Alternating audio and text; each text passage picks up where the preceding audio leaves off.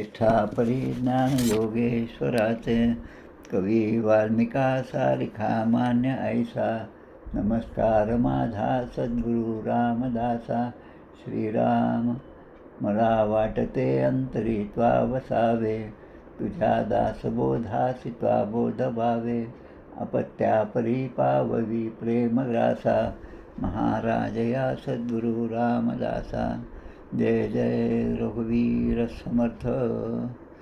नमः शांताय दिव्याय सत्यधर्मस्वरूपिणे, स्वानंदामृततृप्ताय श्रीधराय नमो नमः. समर्थांची मूर्ती पुनरपि जगी प्रगटली, जगदोद्धारासाठी सतत फिरली मेदिनी तली. दयांच्या वास्तव्ये वरदनगरी होय वरदा, मनी त्या चिंतावे सतत भगवान श्रीधरपदा. जय जय रघुवीर समर्थ. भगवान श्रीधर स्वामी महाराज की जय. जय जय रघुवीर समर्थ.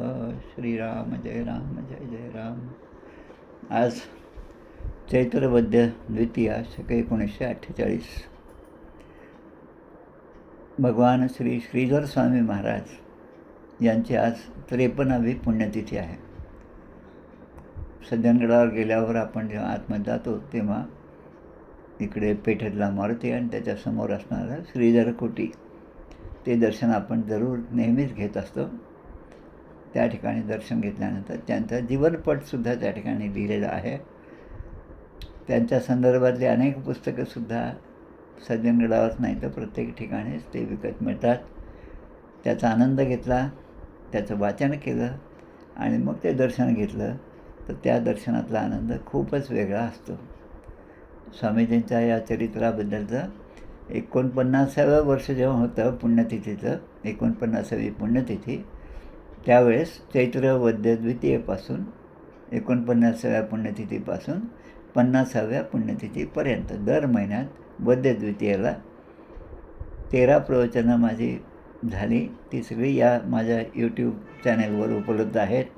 ती 13च्या 13 प्रवचनं आपण ऐकली की स्वामीजींचं पूर्ण चरित्र, अगदी जन्मापासून, त्यांच्या जन्मापूर्वीपासून ते समाधीपर्यंत त्यांनी केलेल्या कार्याचा परिचय त्यामध्ये आपल्याला सहजपणे ऐकायला मिळतो.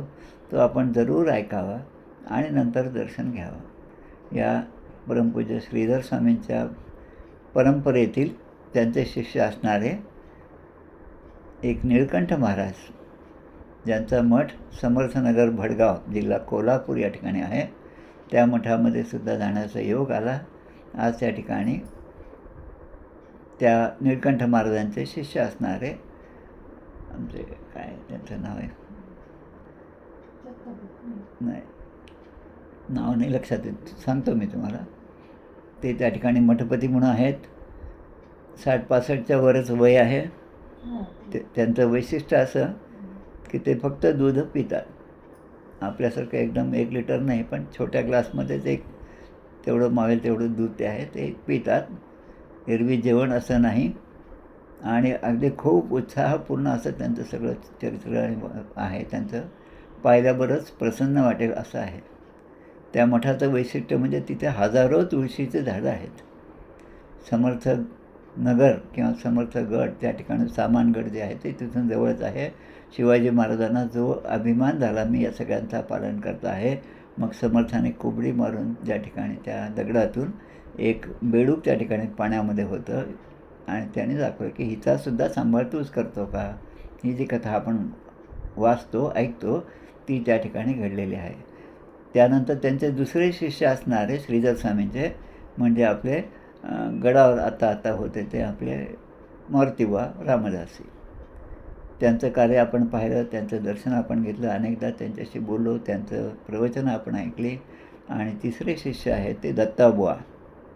दत्ताबुवा जे आहेत ते त्यांचे शिष्य आणि दत्ताबुवांचे शिष्य असणारे भक्तिधाम सातारा पारसनीस कॉलनी या ठिकाणी जो मठ आहे त्या मठामध्ये आता काम करणारे आमचे आदरणीय श्री शरदराव कुबेर काका आणि त्यांच्याबरोबरच आत्तापर्यंत होते ते आमचे रामकाका. रामकाका मागच्या वर्षीच ते गेले, त्याने देह ठेवला. या दोन्ही शिष्यांनी म्हणजे दत्ताबुवांच्या शिष्यांनी तो मठ अत्यंत चांगल्या प्रकारे सांभाळलं आहे आणि आजही ते करत आहेत. शरद काका त्या ठिकाणी आहेत. सज्जनगडावर गेल्यावर आपण गडाचं जसं दर्शन घेतो तसंच या काही गोष्टींचं दर्शन आपण जरूर घेतलं पाहिजे. साताऱ्यामध्ये दुसरे असणारे आमचे कृष्णदास महाराज, त्या मठाचा सुद्धा आपण अभ्यास करावा. त्या मठामध्ये सुद्धा दर्शन घ्यावं. आपले रामदासी मठ आपल्यासाठी नेहमीच तयार असतात. केव्हाही तुम्ही त्या ठिकाणी गेला तर तुमचं स्वागतच आहे. फक्त त्या ठिकाणी जाताना तो अभ्यास आपण करून गेलो की मग त्या ठिकाणी दिसणाऱ्या प्रत्येक गोष्टीचं आपल्याला कौतुक वाटतं. एरवी काय आम्ही गेलो त्या ठिकाणी काय तेच आहेत, तिथे पंखेच नव्हते, ह्या सगळ्या गोष्टी आपल्या मनामध्ये येतात. त्या गोष्टी अशा ठिकाणी अभ्यास करून गेल्यावर कधीच येणार नाहीत. आता भगवान श्रीधर स्वामींच्या चरित्राचा थोडासा उल्लेख करायचा, अगदी थोडक्यामध्ये करायचा आहे, कारण आपला मुख्य विषय जो आहे त्यांनी लिहिलेल्या श्रीमद दासबोध तत्वस्तव, श्रीमद दासबोधातल्या तत्त्वज्ञानाचं स्तवन त्यांनी केलेलं आहे, ते आपल्याला पाहायचं आहे.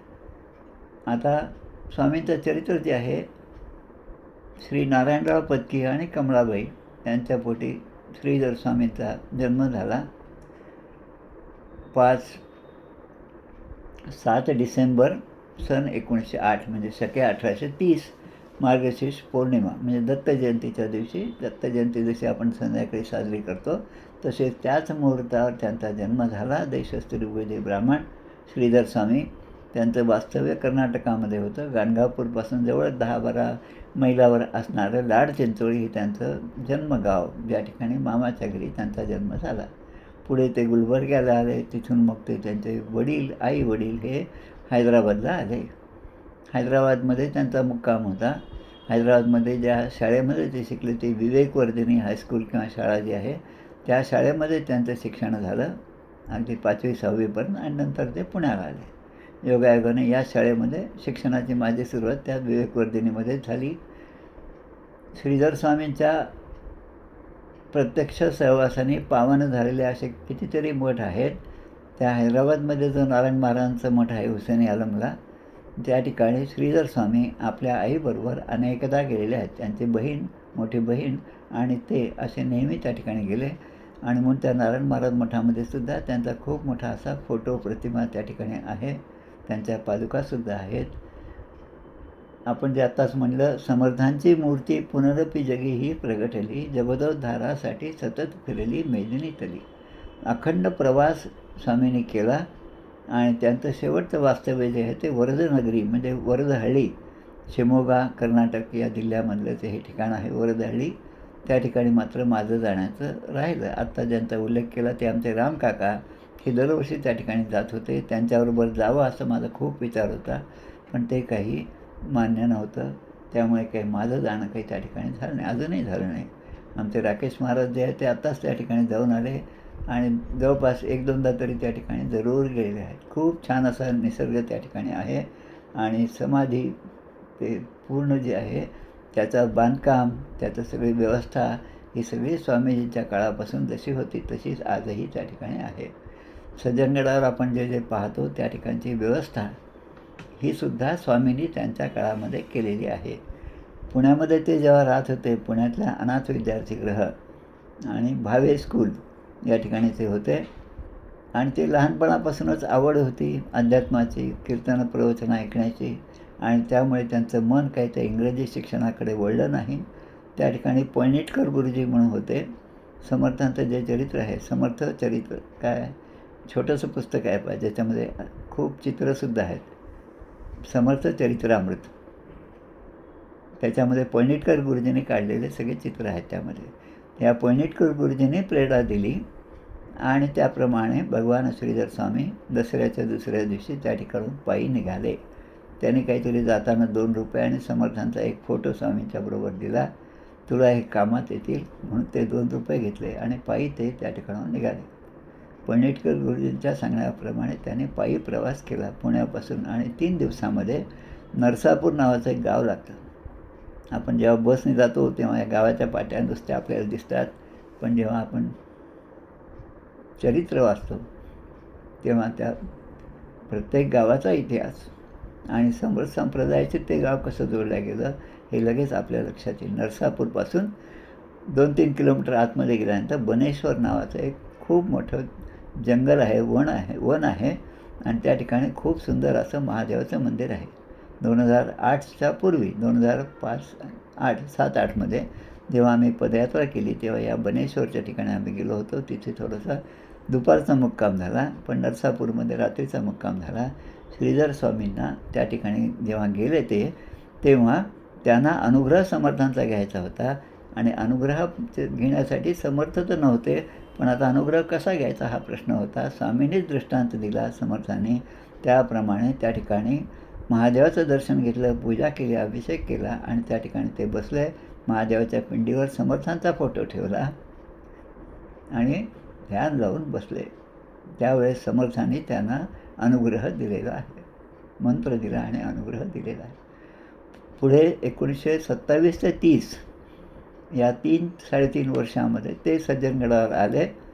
त्यावेळेस त्यांना तिथे ओळखणारं कोणीही नव्हतं आणि त्यामुळे तिथे असणारी प्रत्येक सेवा जी आहे ते स्वतःहून करायचं. कोणी सांगो किंवा न सांगो तिथली व्यवस्था ते पाहिजे. हळूहळू असं झालं की जवळपास प्रत्येकच गोष्ट ती त्यांच्या हातून घडत गेली. समर्थांनी त्यांना ही सगळी संधी दिली सेवा करण्याची. श्री आत्माराम महाराजांच्या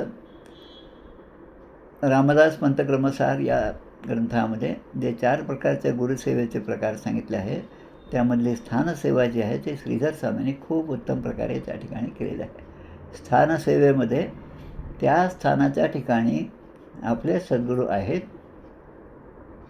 आणि ते सर्वत्र आहेत ही जाणीव जर ठेवली तर अशा विचारांचा माणूस जो भक्त स्वतःला म्हणतो तो त्या ठिकाणी गेल्यावर कुठल्याही प्रकारचा कचरा करणार नाही.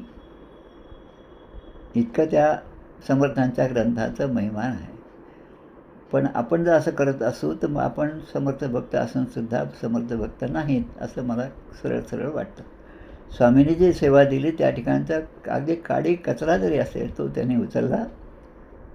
खाली दर्शनासाठी जे लोक येत होते, भक्त येत होते ते सगळे समर्थांच्या प्रेरणेने येत आहेत असा विचार करून त्यांनी प्रत्येकाची सेवा केली आहे.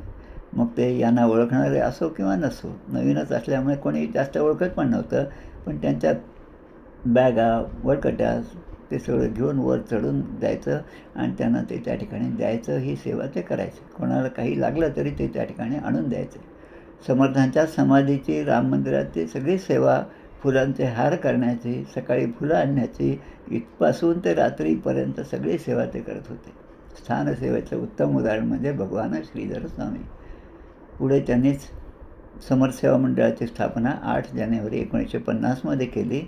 त्यावेळेस आपले श्रीधर स्वामीचे शिष्य असणारे मारुतीबा वगैरे ही सगळी मंडळी होती. आमचे कालगावकर होते त्या ठिकाणी, महाराज होते, अण्णाबुवा ते होते. त्यांचे शिष्य श्रीधर स्वामीचे शिष्य असणारे गोडसेबुवा त्या ठिकाणी होते. या सगळ्यांनी मिळून त्यांनी ज्या आठवणी सांगितल्या त्यांचे ग्रंथ त्यानंतर प्रकाशित केलेले आहेत. त्या ग्रंथामध्ये आपल्याला श्रीधर स्वामी खूप जवळून असे पाहायला मिळतात. एवढंच नाही, पण माझ्या शाळेपासून असणारा मित्र विश्वास कुलकर्णी शाळेमध्ये होता, पण तेव्हा मलाही काही जाण नव्हती आणि त्यालाही काही नसेल असं वाटतं. आता जेव्हा मी त्याच्या घरी जातो तेव्हा त्या ठिकाणी त्याच्या वडिलांचा फोटो मी पाहतो. श्रीधर स्वामींसारखा भगव वस्त्र अंगावर घेतलेला असा त्यांचा फोटो पाहून मी त्यांना विचारले हे कोण आहेत? मग तो म्हणतो हे माझे अण्णा आहेत.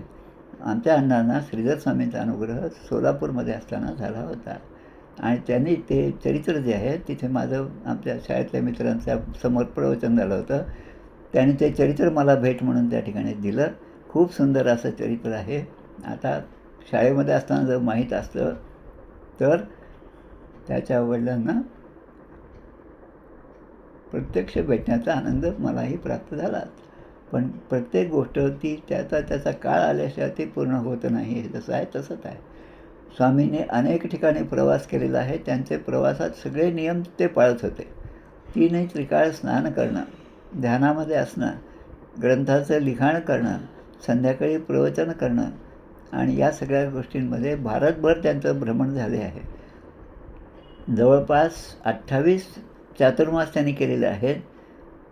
त्यामधले 3 चातुर्मास सज्जनगडावर झाले आणि बरेचसे वरधळीला झालेले आहेत, दक्षिणेमध्ये सुद्धा झालेले आहेत. नरनारायण हे जे आहेत भगवान जे आहेत ते आपल्या बद्रिकाश्रमामध्ये त्यांचं वास्तव्य होतं आणि आजही आहे. त्यापैकी नर ऋषी जे आहेत त्या नर ऋषीने त्यांना दर्शन दिलं आणि त्यांना त्या बद्रिकाश्रमाला येण्यासाठी सांगितलं. त्याप्रमाणे ते बद्रिकाश्रमालाही गेले. तिथून निघाल्यानंतर त्यांना गिरनार पर्वतावर प्रत्यक्ष दत्त महाराजांनी बोलावलं. त्याप्रमाणे ते दत्त महाराजांच्याकडे पण गेले. गिरनारचं त्यांनी दर्शन घेतलं. आणि एवढं सगळं असून तब्येत किती चांगली त्याने सांभाळली पहा. पण काही झालं तरी शरीर जे आहे ते अन्नमय कोश असल्यामुळे अन्नावरच ते असतं. आणि यांचं अन्न जे अगदी कमी असं अन्न, अगदी बऱ्याचदा ते हातावर, करपात्रीचे महाराज जे आपण नाव पाहतो तसंच हातावरच ते आपलं जेवण किंवा घास जो आहे तो तेवढा घ्यायचा आणि त्यावरच ते दिवसभर राहायचे. बऱ्याच काळात रात्रीसुद्धा फक्त शेंगदाणे आणि गूळ एवढंच, फक्त एखादा मुठभर असेल ते एवढंच ते प्यायचे, तेवढंच घ्यायचे. अशा श्रीधर स्वामींची आज पुण्यतिथी आहे. त्यानिमित्त मागे 13 माझी प्रवचनं झाली होती, ती मात्र आपण सगळ्यांनी जरूर असे ऐकावीत. त्यांचा पूर्ण चरित्राचा आढावा त्यामध्ये घेतलेला आहे. नगरच्या समूहामध्ये सुद्धा एक प्रवचन 3 वर्षापूर्वी पुण्यतिथीनिमित्त झालं होतं. आता आपण जो आहे तो आपला मुख्य विषय जो आहे श्रीमद दासबोध तत्वस्तवः, श्रीमद दासबोधाचं तत्त्वज्ञानाचं स्तवन. दासबोधामध्ये काय आहे हे भगवान श्रीधर स्वामींनी लिहून ठेवलं आहे. त्यांच्या जेवढ्या म्हणून रचना आहेत त्यामध्ये त्यांनी नेहमी ती रचना कुठे झाली, त्यानंतर त्यावेळेस कोणता वार होता आणि कोणती तिथी होती आणि मग नंतर तारीख कोणती होती आणि त्या गावाचं, त्या स्थळाचं नाव, अशा प्रकारे त्यांनी लिहिलं आहे. भगवान श्रीधर स्वामींचे अनेक ग्रंथ आहेत. आर्य संस्कृती नावाचा ग्रंथ, मोक्ष संदेश नावाचा ग्रंथ, अनेक ग्रंथ त्यांचे आहेत. अनेक स्तोत्र त्यांनी लिहिले. भगवान व्यंकटेश्वराच्या दर्शनासाठी सुद्धा ते गेले होते. ते सुद्धा खूप छान व्यंकटेश स्तोत्र जे आहे त्याचेसुद्धा खूप छान प्रकारे लिखाण त्यांनी केलेलं आहे. संस्कृत भाषेमध्ये आहे. त्यांना जवळपास 20-22 भाषा येत होत्या असा उल्लेख आहे. आणि ते त्याच प्रेमाने सगळीकडे राहत होते. अखंड भिक्षेचा अभ्यास तयास वाटे ना परदेश, जिकडे तिकडे स्वदेश भुवनत्री. ते जेव्हा हैदराबादमध्ये सगळं त्यांचं राहणं झालं, मग पुणे झालं, मग सज्जनगड झालं, मग समर्थांनी त्यांना त्या ठिकाणी आदेश दिला की तू आता कर्नाटकामध्ये जा. आणि हा आदेश झाला तो जवळपास रात्री झाला आहे, 11-12 वाजता. आणि हा आदेश झाल्याबरोबर त्यांनी त्यांच्याबरोबर असणाऱ्या एका भक्ताला सांगितले की मला आता समर्थांचा आदेश झालेला आहे, त्याप्रमाणे मी आता दक्षिणेमध्ये जात आहे. आता जर आपण आजच्या ज्या पायऱ्या तिकडून उतरलो तर तो पूर्वेचा भाग होता, पण समर्थांनी दक्षिणेकडे सांगितलं. म्हणून धाब्याच्या मूर्तीपाशी जाऊन तिथून ते कडा उतरलेले आहेत. कधी? रात्री 11-12च्या नंतर. आज त्या कड्यावरून खाली पाहताना सुद्धा आपल्याला भीती वाटते, कारण देहबुद्धी. पण त्यांचं आचरण म्हणजे सद्गुरूंचा शब्द. तिथून ते खाली उतरले आणि दिवस उजेडेपर्यंत बाजूच्या कुठल्या तरी गावामध्ये ते जाऊन पोचले. नदीवर स्नान केलं, काहीतरी कोणी आणून दिले असेल तर गूळ शेंगदाणे एवढंच भक्षण केलं आणि दक्षिणेकडे गेले. दक्षिणेकडे त्यांनी खूप मोठा प्रचार केला. अनेक ठिकाणी शिष्यांना 1 कोटी, 3 कोटी, 3.5 कोटी, 13 कोटी अशा रामनामाला सुद्धा त्यांनी लावलेलं आहे. अनेक ठिकाणी यज्ञसुद्धा केलेले आहेत. त्यांचं चरित्र खरोखर पाहण्यासारखं आहे. आता दासबोधातलं जे तत्त्वज्ञान आहे त्याचं स्तवर त्यांनी या ठिकाणी केलेलं आहे. त्याचे श्लोकसुद्धा खूप छान असे श्लोक आहेत. फक्त 11चे श्लोक आहेत. शके 1879 म्हणजे 5 मार्च 1958 या दिवशी लोणावळ्याला त्यांचा मुक्काम होता. आमच्या पदयात्रेमध्ये आमचा एक मुक्काम महाबळेश्वरला होता. माझ्या माहितीप्रमाणे आपले गणोरकरसुद्धा त्यावेळेस होते आमच्याबरोबर. महाबळेश्वरला जे आनंद वनभुवन नावाचं जे एक हॉटेल आहे, त्या हॉटेलचे मालक जे आहेत त्यांच्याकडे आमचा मुक्काम होता. ते मालक जे आहेत ते श्रीधर स्वामींचे अनुग्रहीत. ते मालक त्यावेळेस नव्हते, त्यांच्या पत्नी होत्या. त्यांनी आमचं खूप छान स्वागत केलं. त्यांच्या घरी श्रीधर स्वामींनी दिलेल्या पादुकासुद्धा आहेत देवघरामध्ये ठेवलेल्या. खूप छान असं ते रम्य असं ठिकाण आहे. भगवान श्रीधर स्वामींचे हे जे तत्वस्तव हे आहे रचना, त्याच्यातला पहिला श्लोक आहे, दासस्त्वं भवरामस्य भवपारं स नेष्यति भवसेतुर इवा भाती दासबोध प्रबोधयन्. दासस्त्वं भवरामस्य, त्वं रामस्य दासः भव, तुम्ही रामाचे दास व्हा, असं स्वामी आपल्याला सांगतात. कारण काय? तेच श्रीराम आपल्याला भव पार करून नेणार आहेत. भवपारम स नेष्यती, नेष्यती म्हणजे ते तुम्हाला भवसागर पार करून घेऊन जाणार आहेत. आता हे फक्त आपल्याला सांगितलं असं नाही, पण भारताच्याच नव्हे तर अखिल जगताच्या दृष्टीने भवसमुद्र पार करण्यासाठी दासबोध ही एक नौका आहे असं ते म्हणतात. दासबोध हा जणू सेतूच झाला आहे. सेतू कशाचा? हा परमात्म्याच्या प्राप्तीसाठी, या भूलोकापासून या मृत्यूलोकापासून जाण्यासाठी हा एक मार्ग जो आहे तो दासबोधाच्या रूपाने प्रगट झालेला आहे. मागे आमचे द्वावा केळकर असताना एक पुस्तक होतं, त्या पुस्तकामध्ये 7-8 जणांचं दासबोधावरचे विचार त्या ठिकाणी दिले होते. त्यामध्ये आपले पूर्व पंतप्रधान अटल बिहारी वाजपेयी यांचासुद्धा एक विचार त्या ठिकाणी आहे, एक लेख आहे. त्यानंतर आपले नेताजी सुभाषचंद्र बोस यांचासुद्धा एक लेख त्या ठिकाणी आहे. या सगळ्या मंडळींच्या हातामध्ये जेव्हा दासबोध पडला आणि त्याचं वाचन त्यांनी केलं, तेव्हा ते म्हणतात, सुभाषचंद्र बोसही म्हणतात, अटल बिहारी वाजपेयी पण म्हणतात की हा ग्रंथ माझ्या हातामध्ये बराच उशीर आला. तो जर पूर्वी आला असता तर मी आता जे कार्य केलं त्यापेक्षा श्रेष्ठ असं कार्य केलं असतं. कदाचित मी राजकारणामध्ये आलो पण नसतो. तसा हा ग्रंथ आहे. दासबोध हा जणू सेतूच झाला आहे. भवसागर पार करण्यासाठी हा सेतूच झाला आहे. तुझ्या कृपेने भवसागर हा आम्ही तरू हो रघुपती, अज्ञानाने जन हे तुम्हाला पहा किती हो नर म्हणती. आमच्या श्री क्षेत्र साखरखेड्याच्या प्रल्हाद महाराजांचं हे भजन आहे. अज्ञानाने नर हे तुम्हाला पहा किती हो नर म्हणते. अज्ञानाने तुम्हाला नर म्हणतात कारण तुम्ही आमच्यासारखे तुम्ही आहात असं आम्हाला दिसतं, पण हे अज्ञान आहे. पुढच्या श्लोकात ते म्हणतात, सर्वं हि पूरयत्येष श्रीरामो दासवंचितम चिंतामणिर इवा भाती दासबोध प्रबोधयन. दासबोधामध्ये जे प्रबोधन केलेलं आहे, दासबोधामध्ये ज्या ज्या गोष्टी सांगितलेल्या आहेत, आता आपण सगळे दासबोधाचं वाचन करत आहोत, समर्थ भक्त आहोत. अखंड दासबोध पारायणाच्या निमित्ताने रोज दासबोधाचं वाचन जेवढे जण यामध्ये भाग घेतात त्यांच्याकडे रोजच होत असतं. आता अजून जरी 5-6 दिवस असले तरी आत्ताच माझ्याकडे जवळपास 5-6 जणांचा मेसेज आलेला आहे की आमचं काका दासबोध पारायण झालं. म्हणजे अखंड त्या घरामध्ये दासबोध पारायण होत आहे. आणि त्या भगिनी म्हणतात की हा तुमचा उपक्रम बंद झाला तरी हरकत नाही म्हणे, आम्ही मात्र अखंड दासबोध पारायण करत राहू. अकोल्याच्या जवळ बाळापूरच्या रस्त्यावर एक मूर्तीचं मंदिर आहे, काय सिद्धटपे हनुमान. त्या मंदिरामध्ये आम्ही गेलो. तिथले जे महाराज आहेत, त्यांचं नाव आता मला आठवत नाही, ते महाराज जे आहेत ते माझ्या मित्राचे क्लासमेट आहेत. आणि तो मित्र बंगलोरला जी इन्स्टिट्यूट आहे त्या इन्स्टिट्यूटचा डायरेक्टर म्हणून रिटायर झाला, त्याचे ते क्लासमेट आहेत. त्यामुळे थोडीशी ओळख आहे. तिथे नेहमीच आम्ही जात असतो.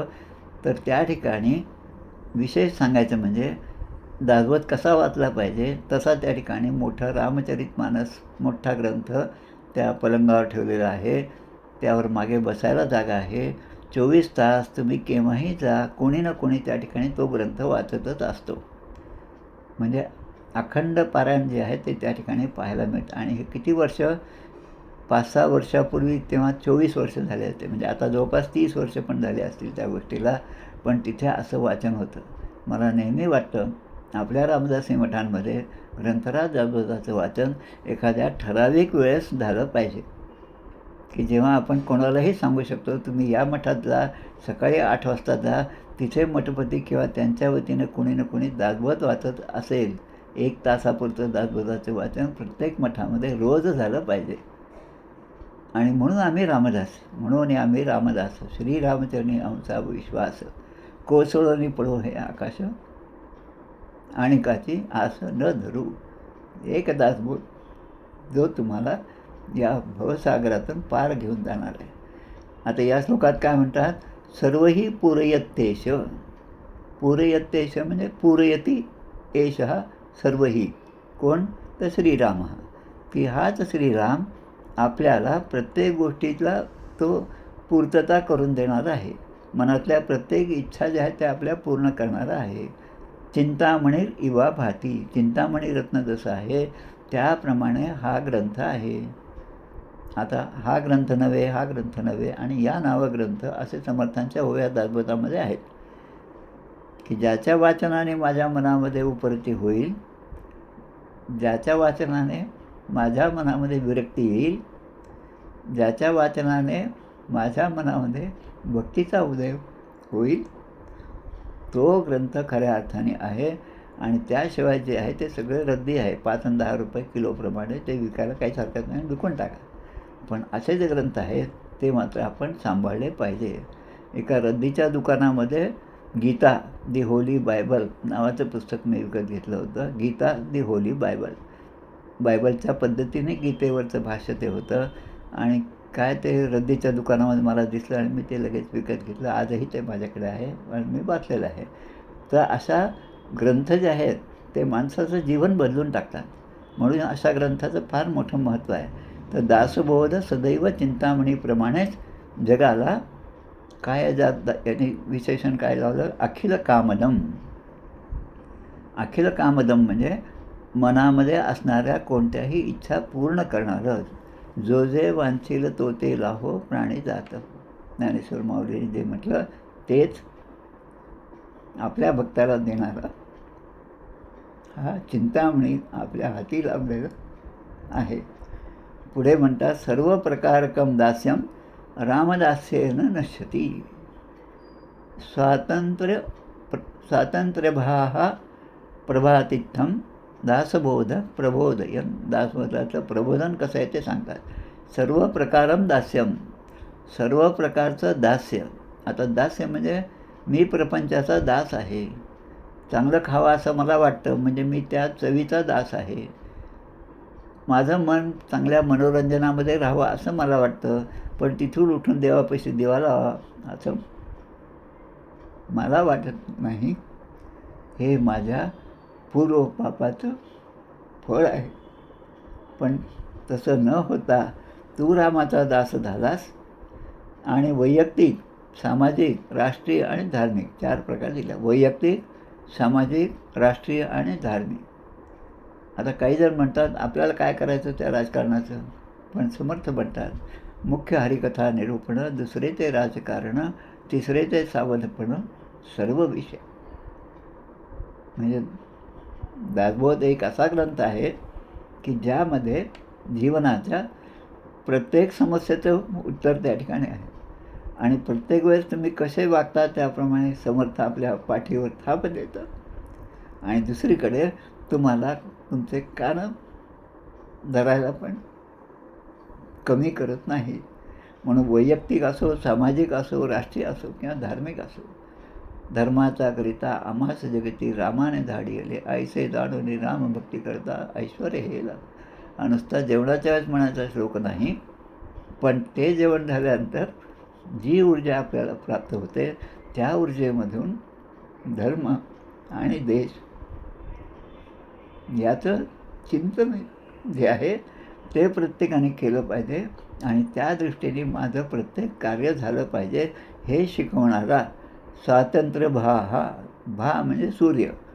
स्वातंत्र्य सूर्य जसा प्रकाशमान असतो तसा प्रभातिथ्यम हा स्वातंत्र्याचा जणू विश्वव्यापी प्रकाशच आहे, सूर्यप्रकाशच आहे आणि तो विश्वव्यापी आहे.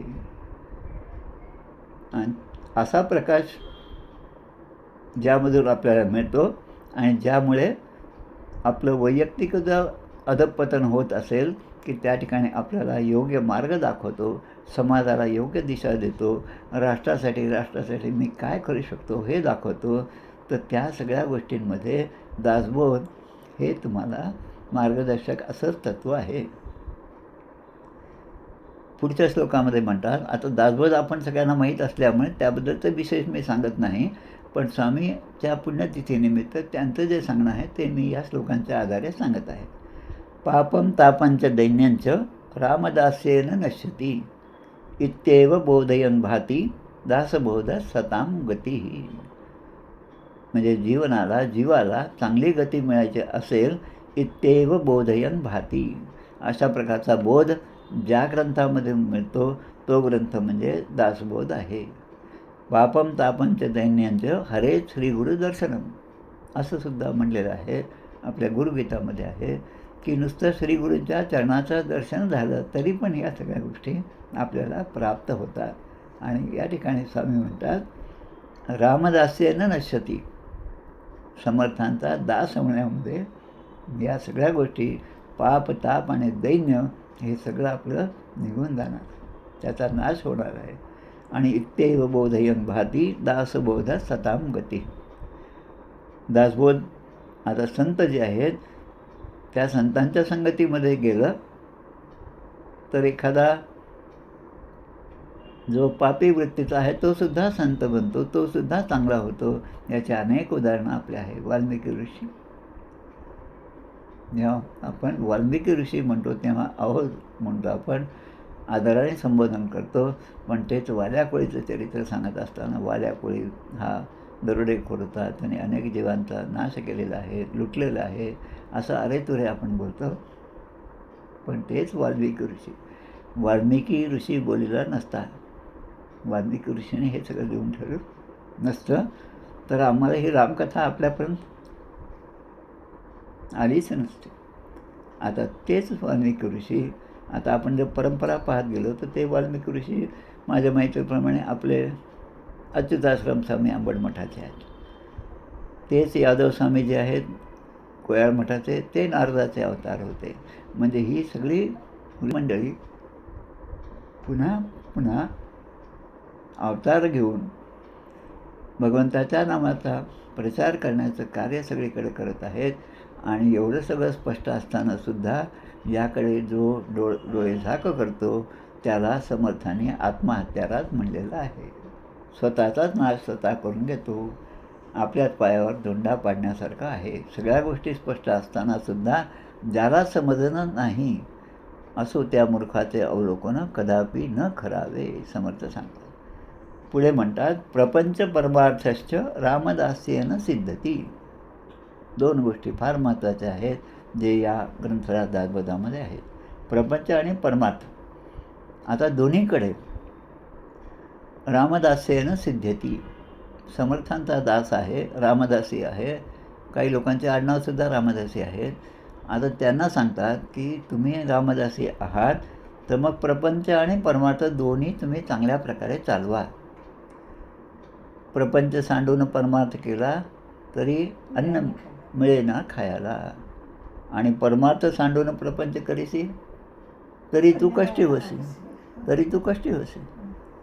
म्हणजे या दोघांचं महत्त्व सांगणारा हा ग्रंथ आहे. कदाचित अशा गोष्टी ज्ञानेश्वरीमध्ये असतील तर त्या वेगळ्या प्रकारे असतील, पण प्रपंच आणि परमार्थ हे दोन्ही एक प्रकारे सांगणं हे जे आहे ते या ग्रंथाचं वैशिष्ट्य आहे.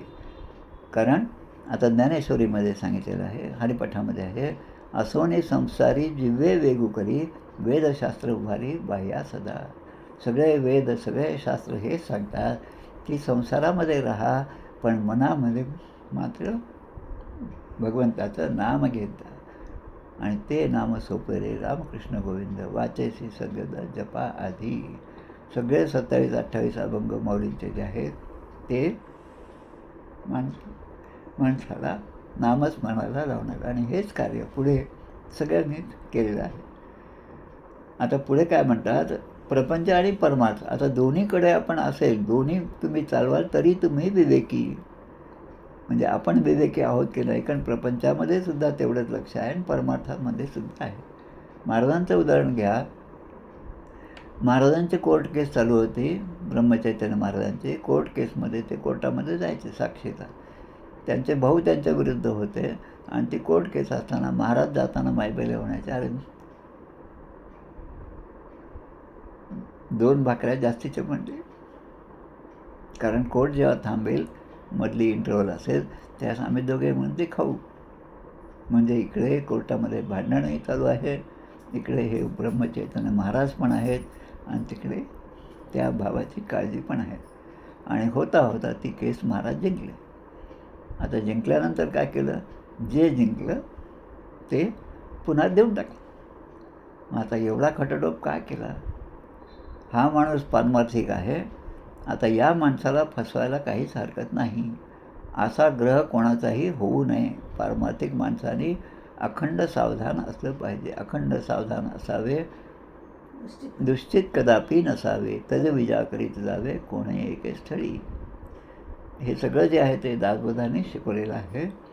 प्रपंच परमार्थश्च रामदास्येन सिद्धती. आणि या सगळ्या गोष्टी कशामुळे येतात? रामदास्येन सिद्धती. रामदासेन नाही, रामदास्येन. रामाचा दास झाल्यानंतर या सगळ्या गोष्टी सिद्ध होतात. कशा? जसा इथे दिलं आहे, देहली दीपवत भाती. देहली म्हणजे आपण म्हणतो देहलीपर खडा आहे. देहलीपर खडा आहे म्हणजे कसं? उंबरठ्यावर उभा आहे, या पक्षात नाही त्या पक्षात नाही. जसं वारावाही तसं त्या पक्षात जायचं, जसं वारावाहीला पुन्हा या पक्षात यायचं. असं देहली दीपवत भाती असं नाही. पण जसा दिवा आपण उंबरठ्यावर ठेवला, आमच्या लहानपणी खेळत असताना हे इलेक्ट्रिसिटी नव्हती, तर तेव्हा एकच कंदील असायचा आणि सगळे 3-4 जण मिळून त्या एका कंदिलावर अभ्यास करायचा. आता कंदिलाची जी बाजूची दांडी असते ती ज्याच्याकडे असेल तिकडे अंधार असायचा, मग तो फिरवायचा तो कंदील, आणि त्याने फिरवला की आपल्याला उजेड मिळायचा, दुसऱ्याला अंधार मिळायचा.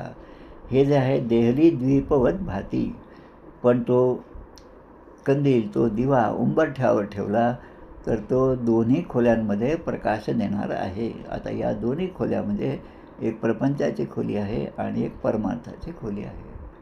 प्रपंच परमार्थ कराल तरी तुम्ही विवेकी चालवाल, समर्थ म्हणतात, त्यांचा शब्द आहे.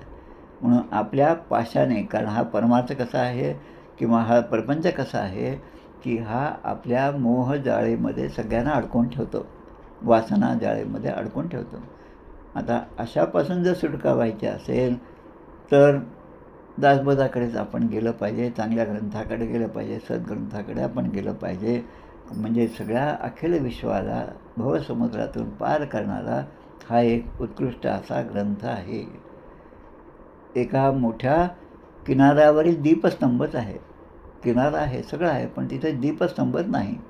मग जे जहाज भरकटलेलं असेल त्यांना दिशा दाखवणारं काहीतरी त्या ठिकाणी पाहिजे, आणि म्हणून तो दीपस्तंभ त्या ठिकाणी आहे. त्यातला दिवा मिणबिणता का असे ना, तो दिवा असल्यावर त्यांनासुद्धा थोडंसं अंदाज येईल की आपण आता या देशात आलेलो आहोत. आमच्या लहानपणी तो एक माणूस यायचा, तो खांबावर चढायचा आणि वरचे जे दिवे आहेत ते दिवे संध्याकाळच्या वेळेस तो लावायचा, त्यामध्ये तेल टाकायचं, तो दिवा लावायचा. आता तो दिवा लावून गेला म्हणजे आता खेड्यामध्ये संध्याकाळ झाली, आता त्या दिव्याचा उजेड काही रस्त्यावर पडत नव्हता, हे अगदी खरं आहे. पण तो दिवा लावून गेला, आज आमच्या खांबावर दिवाच नाही लागला, असं मात्र माणसाच्या मनामध्ये येतं.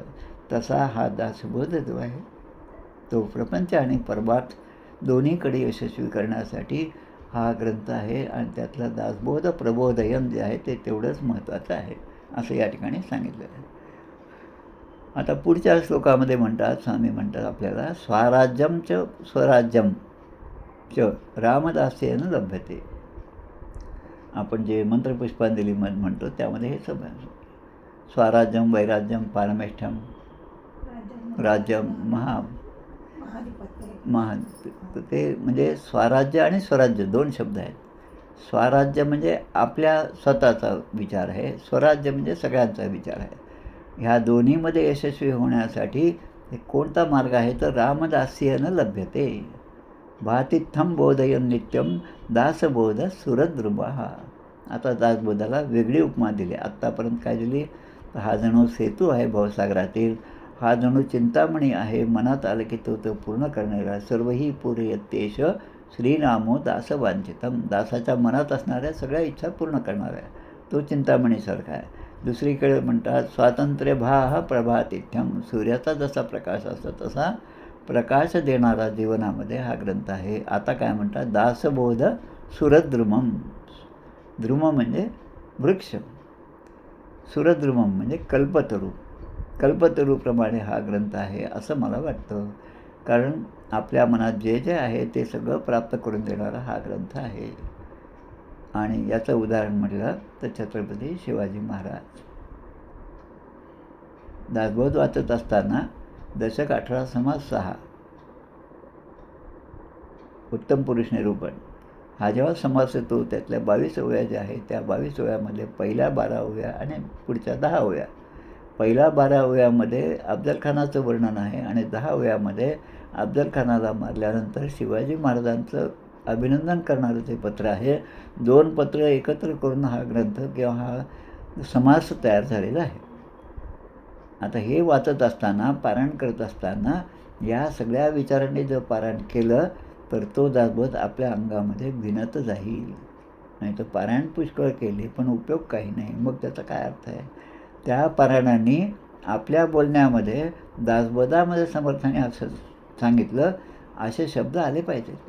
अनेक जण ग्रंथाचे पारायण करतात, दासबोधत नाही कित्येक ग्रंथाचे पारायण करतात, पण त्यांच्या बोलण्यामध्ये कधी ते शब्दच येत नाही. मग त्याचा उपयोग काय. कारण ते शब्द आले पाहिजेत. ते सोडून आपण प्रपंचाचाच गप्पा मारत बसलो तर आपण त्यांचे दास नाही. दिनाचे उणे दिसता लाज कोणा, जनी दास दिसे तुझा दैन्य वाणा. असं होऊ नये समर्था, म्हणून तुम्ही आम्हाला योग्य मार्गावर घेऊन जावं. छत्रपती शिवाजी महाराजांचं अभिनंदन करणारं पत्र खूप महत्त्वाचं त्या ठिकाणी आहे. काल परवाच आपल्या गंगाधर स्वामींची पुण्यतिथी झाली. फाल्गुन वद्य चतुर्दशीला आणि अमावस्येला मायबाई आणि यांचे दोघांचे पण त्या ठिकाणी दैफळ खंडारे या ठिकाणी अंत्यसंस्कार झाले. त्यामध्ये सुद्धा हा प्रसंग त्या ठिकाणी खूप छान प्रकारे आला आहे. छत्रपती शिवाजी महाराज आणि श्रेष्ठ गंगाधर स्वामी यांची भेट कशी झाली हे मुख्य ग्रंथामधून तुम्ही वाचा, म्हणजे तुमच्या लक्षात येईल ते. मग आता समर्थांचं आपण म्हणतो त्यांचं काय आधी केलं आहे मग सांगितलं, हे म्हणजे नुसतं इतक्यांदा वापरतो आणि कोणासाठी पण वापरतो. पण या ठिकाणी आपल्यासारखेच आम्हाला कार्यक्षम तुम्ही करा. आणि म्हणून समर्थ म्हणतात रघुनाथ भजने ज्ञान झाले, रघुनाथ भजने महत्त्व वाढले, म्हणून तू आधी केलेच पाहिजे. ज्या रामाचं भजन, रामाचं अखंड ध्यान, त्या रामाच्या चिंतनामध्ये मी पूर्ण आयुष्य घालवलं आणि मला हे सुख प्राप्त झालं, मला हे समाधान प्राप्त झालं, ते तुम्हालाही प्राप्त व्हावं. आमची प्रतिज्ञा आहेसी काही न मागावे शिष्यासी, आपणा मागे जगदीशासी बदत जावे. हा सांगणारा हा ग्रंथ आहे. म्हणून रामदास्याने समर्थासारखाच तूही हो, निश्चयाने हो, आणि तू सुद्धा पतित पावन होशील, अनेकांचा उद्धार तू करू शकशील, असं या ठिकाणी 8व्या मंत्रामध्ये या ठिकाणी भगवान श्रीधर स्वामी सांगतात आपल्याला. आता पुढचा 9वा 10वा आणि 11वा 3 मंत्र अजून आहेत. त्यामध्ये तवात्मा ब्रह्मरामोयम स त्वमेव त्वमेव सहा.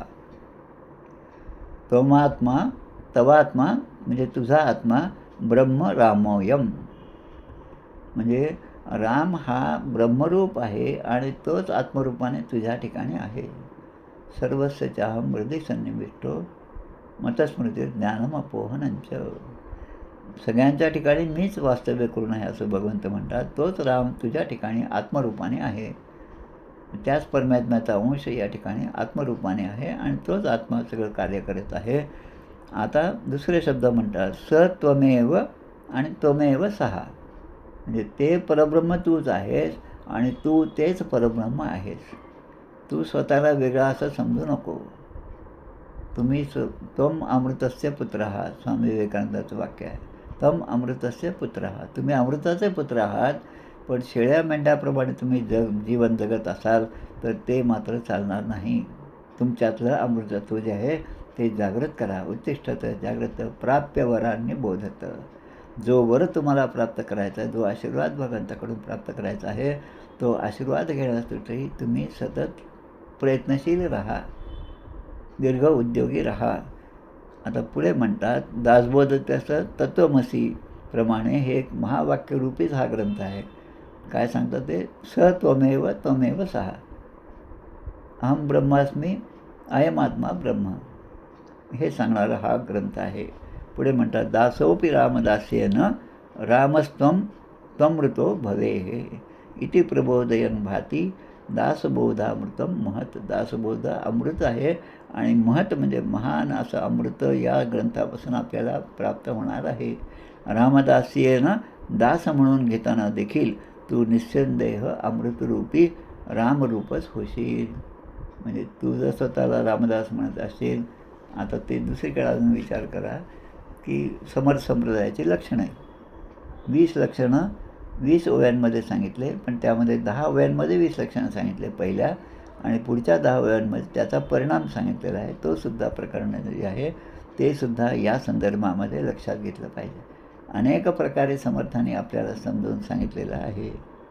आणि मग म्हणतात की कसं दगडाचा एखादे काय तुकडा जरी काढला तर तो त्याला पुन्हा शिवणार नाही, त्याला पुन्हा जाऊन चिकटणार नाही. पण माणसाचा काही भरोसा नाही, पुन्हा ते दुर्गुण त्याच्या ठिकाणी येऊ शकतात.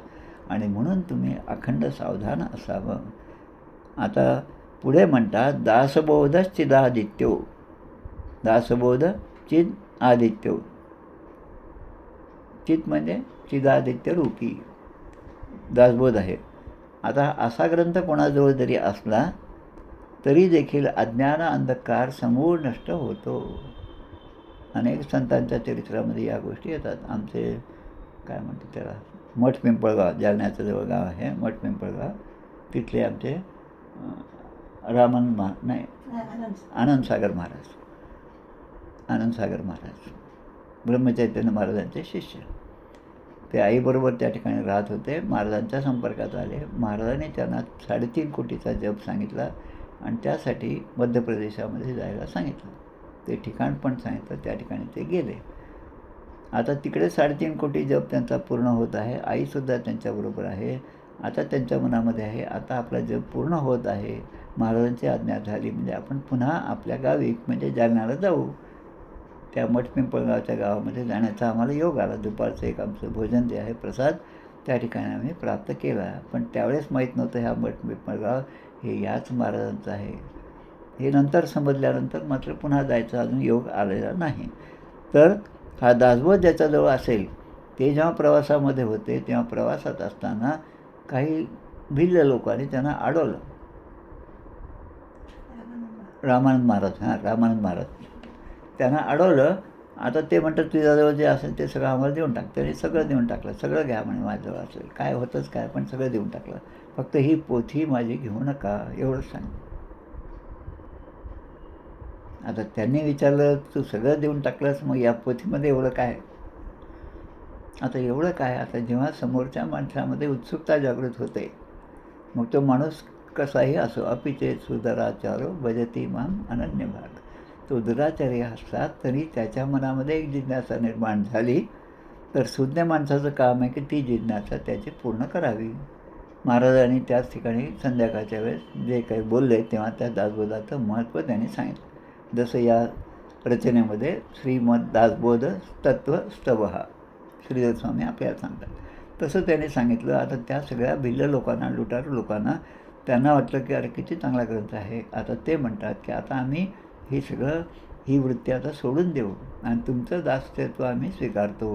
म्हणजे असा माणसाच्या मनामध्ये परिणाम होतो. निंदकतेची बंधू लागती भक्ती मार्गाचे. मग आता अज्ञान अंधकार हा समूळ नाहीसा होतो आणि सदैव प्रकाश राहील असा हा ग्रंथ आहे. म्हणून हा ग्रंथ ज्यांच्याकडे आहे आणि आपण खरं भाग्यवान आहोत की आपल्या हाती दासबोधासारखा ग्रंथ लाभलेला आहे. आणि अशा संतांच्या परंपरेमध्ये आपण आहोत. समर्थांचे अनेक मठ अनेक ठिकाणी आहेत आणि त्यांचं दर्शन घेणं, कारण हे ते आपल्याला क्रमप्राप्त आहे. तर म्हणून आम्ही रामदास. एकही मठ नाही पाहिला, सज्जनगडावरही जाणं झालं नाही. पाहू आता समर्थ केव्हा आज्ञा देतील तेव्हा आम्ही जाऊ असं म्हणेपर्यंत म्हातारपण येऊन जाईल. आणि म्हणून एक श्री धेनुदास डोळे नावाचे जे भक्त होते धाराशिवला, जे आमचे अनंतदास रामदासी आहेत, रामदासी परंपरेतले, त्यांचे शिष्य असणारे हे धेनुदास डोळे. आत्तापर्यंत सज्जनगडावर जेव्हा कार्यक्रम व्हायचे तेव्हा आमचे द्वावा केळकर हे 2 गीतं त्या ठिकाणी म्हणायचे स्वतः सुरुवातीला. एक तर देह मंदिर चित्त मंदिर जी वसंत बापटांची कविता आहे आणि दुसरं म्हणजे दासबोधी अनन्य भाव धेनुदास डोळे यांचे. धेनुदास डोळे यांनी त्यांच्या या रचनेमध्ये 6 कडव्यामध्ये दासबोधाचंच महत्त्व सांगितलेलं आहे. कुठे कोणता वेद वेदांत पाहू, कुठे शास्त्र संभार शोधित जाऊ, कशाला कुणाला पुसो ब्रह्मशोध, मला दासबोधीच लाभेल बोध. दासबोधात काय आहे काय नाही. पुढे कुठे तीर्थक्षेत्राचे धुंडीत जाऊ, कसे योग अभ्यास सेवून राहू, कसे आवरू शत्रू हे काम क्रोध. आता हे सगळं प्रबोधन जे आहे, दासबोध प्रबोधयन या पद्धतीने या रचनेमध्ये लिहिले. आणि मग म्हणतात, समर्था असे मी जरी पापखाणी, अति आदरे ऐकली ग्रंथवाणी. जळे पापराशी मिळे ज्ञानशुद्ध, मला दासबोधीचा लाभेल बोध. म्हणजे हे दासबोधी अनन्य भाव. आणि श्रीधर स्वामी लिहिलं, श्रीधर स्वामी लिहितात ते श्रीमद दासबोध तत्वस्तव, अशा ज्या रचना आहेत त्यामध्ये दासबोधाचं महत्त्व त्या ठिकाणी आलेलं आहे. म्हणून तो ग्रंथ आपल्याला शिरोधार्यच आहे. त्याप्रमाणे वागणं. म्हणून आम्ही रामदास श्रीरामचरणी आमचा विश्वास. हा विश्वास जेवढा दृढ असेल तेवढी प्रचिती आपल्याला येत जाईल. आणि ती प्रचिती येण्याची वाट पाहू नये. त्या वाचनाने सुद्धा आपल्या अनेक पूर्वजन्मीचे पाप जे आहेत ते नष्ट होत जातात. प्रपंच परमार्थश्च रामदास्येन सिद्ध्यती, आणि पापम तापंच दैन्यंच रामदास्येन नश्यती. हे लक्षात ठेवलं तर प्रपंच हा सुखाचा आहे. प्रपंचामध्ये समाधान आहे. तो प्रपंच मी माझा म्हणून करत गेलो तर त्यामध्ये दुःख आहे, पण माझा नाही, तो सद्गुरूंच्या आज्ञेप्रमाणे मी वागत आहे. ते मार्ग दाखवतील तसं मी मार्गक्रमण करत आहे. हा भाव अखंड जपावा. म्हणजे सकळ करणे जगदीशाचे आणि कवित्वाची काय मनुष्याचे, ऐशा अप्रमाण बोलण्याचे काय घ्यावे. नुसते शेवटच्या वेळा म्हणायला पाहिजे झाले साधनाचे फळ असं नाही, पण ते जगता आलं पाहिजे. आणि ती ताकद, ते आपल्याला बळ जे आहे ते समर्थाने द्यावं. सद्गुरू श्रीधर स्वामींनी आपल्याला द्यावं, एवढीच प्रार्थना करून या ठिकाणी थांबतो. जय जय रघुवीर समर्थ. भगवान श्रीधर स्वामी महाराज की जय. जय जय रघुवीर समर्थ. श्रीराम जय राम, जय जय राम. जय श्रीराम. जय श्रीराम.